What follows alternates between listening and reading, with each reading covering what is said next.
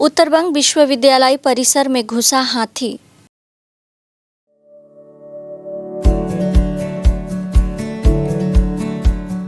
Pampered, not just a hospital, but a mother. Uttar Banga विश्वविद्यालय परिसर में एक हाथी घुस आया। हाथी कल देर रात जंगल से निकलकर विश्वविद्यालय परिसर में आ गया। बागडोगरा और बामन पोखरी वन विभाग के अधिकारी घटना स्थल पर हैं।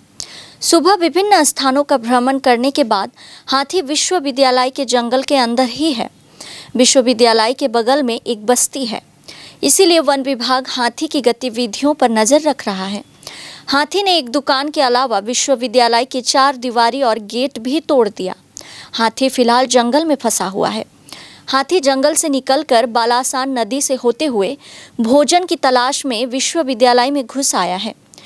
एडीएफओ राहुल देव मुखर्जी ने कहा कि গতকাল রাতে বিশ্ববিদ্যালয়ের চত্বরে হাতি ঢুকেছে। তো আমরা প্রথম থেকে ওকে ট্র্যাক করছিলাম এবং ও যখন ঢোকে তখনই সাথে আমাদের বিভিন্ন বাগডোগরা রেঞ্জ এবং এলিফ্যান্ট স্কোয়াড রেঞ্জের স্টাফ ওর পিছনে ট্র্যাক করে ওকে ওখানে ঢোকায় এবং যে জঙ্গলটায় ও বসে আছে এখন, এটা অ্যাকচুয়ালি শালের যে মিক্সড ফরেস্ট ওই টাইপেরই জঙ্গল, ওখানটাতে বসে আছে। ও কোনো রকম ডিস্টারবেন্স করছে না এবং আমাদের স্টাফ চতুর্দিক থেকেই ওকে ঘিরে রেখেছে। আমাদের বাগডোগরা রেঞ্জের স্টাফ, এলিফ্যান্ট স্কোয়াডের স্টাফ, বামন পোখরি রেঞ্জের স্টাফ চতুর্দিক থেকেই ওকে কর্ডন করে রাখা আছে। সারাদিন হয়তো ও যদি কোনো রকম ডিস্টারবেন্স না করে তাহলে জঙ্গলের মধ্যে পিসফুলি ওকে রেখে আমরা বিকেলের দিকে বা সন্ধ্যের দিকে চেষ্টা করব যে নিকটবর্তী আপনার যে বাগডোগরা রেঞ্জের জঙ্গল আছে ওখানে ওকে নিয়ে যাওয়ার। এখন অবধি কোনো বড় ক্ষয়ক্ষতির খবর পাওয়া যায়নি, আমাদের কাছে তেমন কোনো রিপোর্ট এখন অবধি আসেনি। হয়তো যাতায়াতের পথে একটা দুটো দোকানেও কিছুটা ওর পা লেগে বা কিছু লেগে ভাঙচুর হয়ে থাকতে পারে। পরিস্থিতি শান্তিপূর্ণই আছে। এখানে যে মানুষ আছে, মানুষরাও আমাদের যথেষ্ট সহযোগিতা করছে। আমরা প্রথম থেকেই তাদেরকে বুঝিয়েছি যে হাতিকে যদি বিরক্ত না করা হয় তাহলে হাতিও কারোর উপরে, কোনো মানুষের প্রতি বা কোনো সম্পত্তির প্রতি হাতিও কোনো রকম বিরাগ দেখাবে না। তো সেটাই এখনও পর্যন্ত আমরা রাখতে পেরেছি।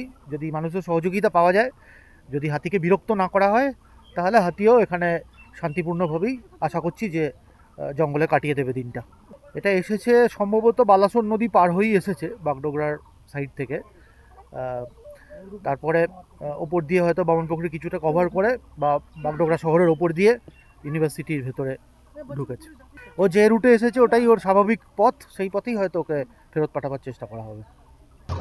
আমার নাই করে 10-15-20 হাজার টাকার মতন ক্ষতি হয়ে গেছে। আমার কাচের দোকান উল্টে দিছে, আটা ময়দা কাচের গ্লাস টেলাস, হ্যাঁ দোকানটা উল্টে দিয়েছে। তা আমি 4টার সময় আমাকে বললো, 4টার সময় এসে দেখি আমার গাড়ি উল্টানো।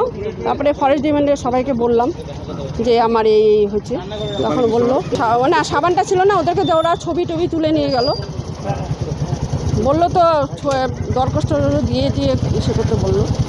ভয় লাগছে, তো ভয় তো লাগছে। এখন কি হবে জানি না। আমার ভয়তে দোকানটা ভেঙে দিছে, এখন ভিতরে তো কিছুই নাই, সবই তো ভেঙে দিয়েছে। খাবার আটা ময়দা বিস্কুট টিস্কুট তেল সব ফালাই দিচ্ছে, সব ভেঙে দিচ্ছে। কী দিল? ওই হাতি দেখলাম সকালবেলা। না সেটা তো জানি না, রাত থেকে তো এটা হচ্ছে, হাল্লা চিল্লা হচ্ছে রাত থেকে 5টা থেকে। হ্যাঁ ক্ষয়ক্ষতি হয়েছে। আমাদের ওই বয়েজ হোস্টেলের ওখানে একটা চায়ের দোকান ভাঙছে আর কি। হ্যাঁ আতঙ্ক তো আছে, আতঙ্ক না। এখন তো ভিতরে ঢুকেছে, লোকজন অনেক হয়ে গেছে, তো ওই জন্য হাতিটা ভিতরে ঢুকেছে জঙ্গলের ভিতরে। হ্যাঁ ওই একটা দোকানও ভাঙছে আর ব্যাংকের ওখানে একটা গেট আর কি ভাঙে ঢুকছে, এটাই শুনলাম।